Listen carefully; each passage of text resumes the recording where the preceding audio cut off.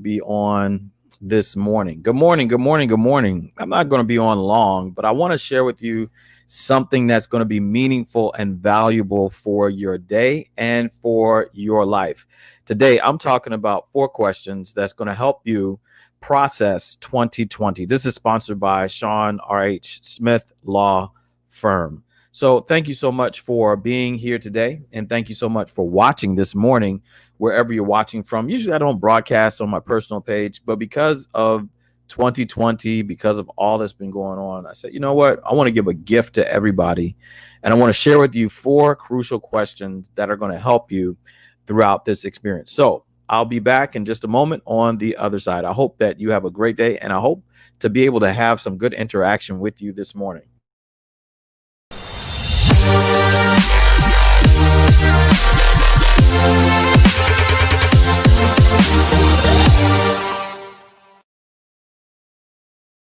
Well, what's up? What's up? What's up, everybody? If you in the comments, if you watching live, please talk back to me because I need the feedback. Listen, I'm so excited this morning to be able to talk to you. This is a show called The Network, where we find community, where we gain connections, where we experience compassion. And I want to talk to you today about 2020. And today I'm talking in more certain terms about 4 questions that will help you process 2020. Now, a lot of people have had some losses. A lot of people had some personal losses.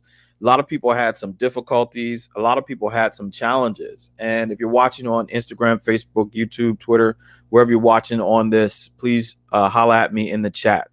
I want you to know that I usually don't broadcast to my personal page because I like to have my Built to Thrive group, which is a wonderful, awesome group, to be able to connect with you. But I'm going to tell you that there's some losses that you've all experienced that I've experienced. I mean, I've had people that have been my mentors that have died. My aunt died. And I'm going to talk a little bit more about my aunt in just a moment. But here's the reality. The reality for all of us is that 2020 has been a crazy year. I mean, think about it, all the losses that we've had. The other thing is that we've experienced some kind of real civil unrest. We're going to come back on in just a little while at 12 to talk about some lessons learned. But right now, I want to talk about 4 questions that are going to help you process your losses. All right, so loss can be defined as anything. But for the brevity of our conversation today, loss is going to be defined as the absence of normalcy. The absence of normalcy. All right. So if you're in the comment section, if you're watching, wherever you're watching, I don't know if you getting ready to get your hair done, to go out, to stand in your driveway for 2020's New Year coming, whether you're going to celebrate this afternoon, this evening, or if you're watching around the world, you're already celebrating the New Year. Happy New Year to you. All right. Want to also talk about the loss is a fact that it's the absence of normalcy. A lot of people want things that are normal, everything that goes regular. We want consistency. And at times, consistency can lead to mediocrity. All right. But I would suggest to you that losses are a little bit more than just what we know. All right. So, of course, loss includes death of a loved one. Loss includes divorce. Loss includes loss of a job. It could be a loss of a pet. It could be a loss of hair. It could be a loss of teeth. I mean, now I know that sounds funny, but the truth is we all have losses that we deem important. And who am I to judge what losses you have? Obviously, there's some people who put value on things that I may not understand, or there may be cultural value that you may have as well. All right, so here's some reasons why people don't like talking about losses. Some people really don't like talking about losses because of, number one, fear. People are afraid to talk about losses because they're afraid what will come out of them. They say, people tell me all the time, I don't know if I'll be able to control myself, or I don't know if I'll be able to really deal with this. I'm afraid of what I will do or what I will say. Here's another reason why people don't like talking about loss is because of a lack of coping skills. So often we have learned to be able to cope in some ways that are meaningful, some ways that are not meaningful, some ways that are damaging, and some ways that are challenging. At this time, I want to shout out our sponsor today. Our show today is sponsored by Sean R.H. Smith, attorney at law. They specialize in elder care law at this moment. And he and his team have a radio show, but they're also a great community partner and a community resource. So please look out for Sean R.H. Smith, attorney at law. So I want to also say the reasons why people don't like talking about losses is because it's something you can't control. Everybody really likes talking about things they can control, things they know about. And some people are really specialists at things they do not know about. Well, at any rate, 2020 has been a challenging year for so many. Throughout this year, we've had the gift of being able to have technology to connect, the gift to be able to be flexible, but also we've also had losses experienced, especially when George Floyd died. God rest his soul. All right, so people don't like talking about losses, and some people will not like talking about 2020. But here are 4 key ways to assist you. Here are 4 questions that you've got to answer in order to be able to get you over the hump for next year. If you're a leader, if you are connected, if you're trying to help somebody else, these questions may not be for you, but they may be for somebody else. If you're watching me, please put I'm watching, I'm learning, I'm gleaning, or give me a comment in the chat. Also, I want to share with you these 4 reasons. All right, so there are 4 questions, but they've got to be answered, not necessarily in this order, but they should be written down, they should be kept, they should be preserved, and they also should be shared. These questions can be shared in a group or in a private setting. So question number 1, what was your loved one like? Now, some people may not know how to share that question in a way that's going to be meaningful. Now, some people only think, they may say, Julian, man, of course we know what that person was like. We worked together, we saw them at church, we were in clubs, or we went to college together. But if you're asking people who are the survivors, asking them what was that loved one like, and asking them what was that loved one like to you, to each person, what was that loved one like to you? Then you ask the person, what was that loved one like? And you hear the reactions, or the person was hilarious, or nobody knew that this person really liked to play the piano, or nobody really knew that this person was a rocket scientist.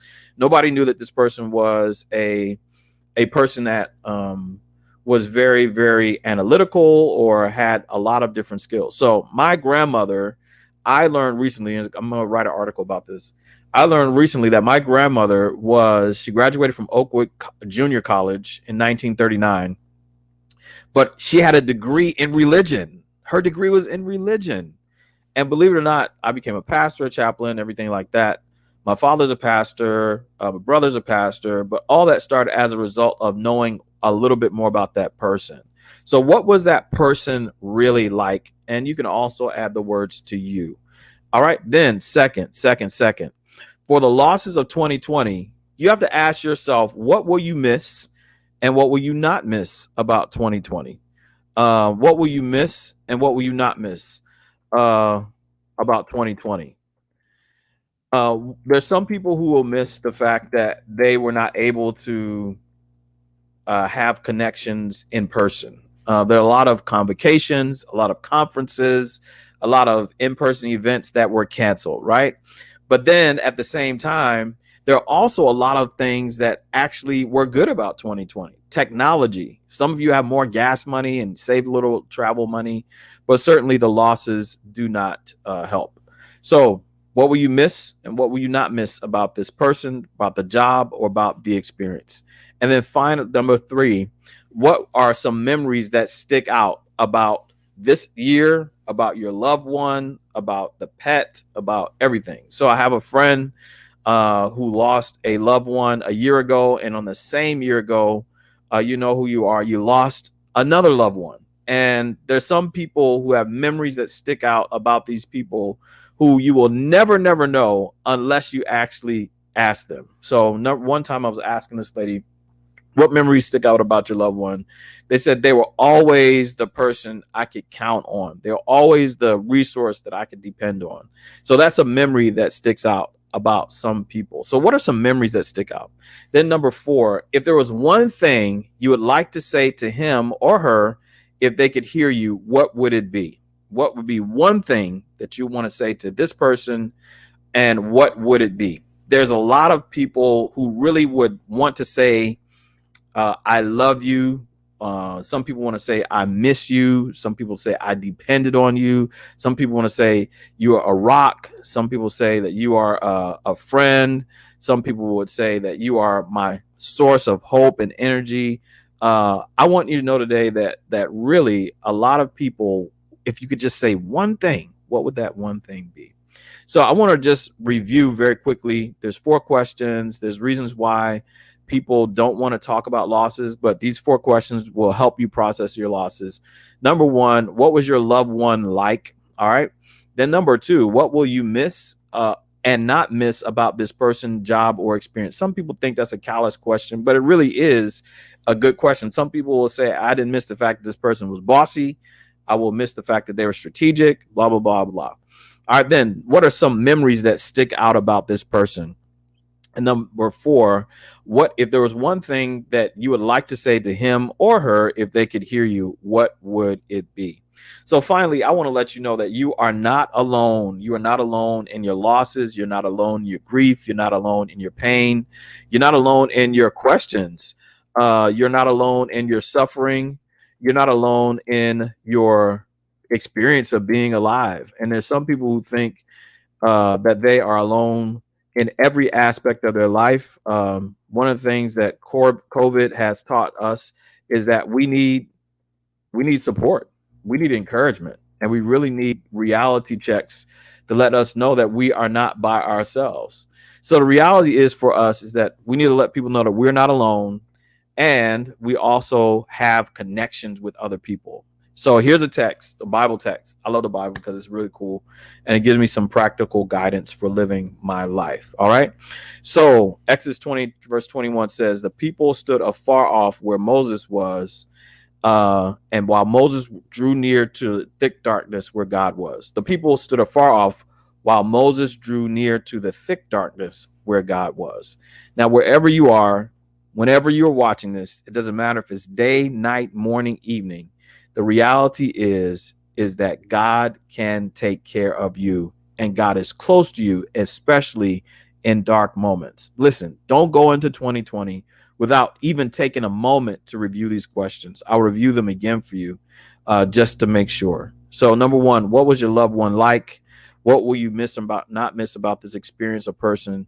What are some memories that stick out? And then number 4, if there's one thing that you could say to this person, him or her, if they could hear you, what would it be? Now, I believe that you are not alone. I believe that you will be blessed. I believe that you will be taken care of. And never forget that God is with you, especially in the thick darkness of grief, the thick darkness of pain, the thick darkness of suffering. And I'll never forget. So my cousin Rob brought me this gift this year. It was one of the best gifts I got for Christmas. My Aunt Barbara would make this meal, this addition to every Christmas meal called ambrosia. It had marshmallows and fruit in it and everything. And he just gave it to me on Christmas. It was probably one of the best gifts that I got because it reminded me that I'm not alone in my grief. I'm not alone in my suffering. But the final thing I want to tell you today, really, listen, hear this now. Don't let the torch that has been passed to you go out. There are a lot of you who have received a torch of hope, a torch of encouragement, a torch of learning skills. Pass that torch and keep running with the torch that you've been given. You've been blessed. I've been blessed to be able to connect with you for just these 15 minutes. And I hope that you have been encouraged. I sure have. Thank you again for coming on with me. This show has been sponsored by Sean R.H. Smith, attorney at law. So many losses that we've had, so many lessons that we have learned. Join me in 1 hour to talk about lessons learned at 12 o'clock today. Until then, please check me out at builttothrive.me/resources. And I want you to know this is a great day. And this year was a setup for even more. I want you to know that even though we've experienced losses like we all have, that you can thrive even through these moments. Remember, you are built to thrive. There are things that you have been blessed with, given gifts by God. I pray that you'll be blessed. I'm Julian Johnson, and I approve this message. I hope you have a great rest of your day. Bye-bye.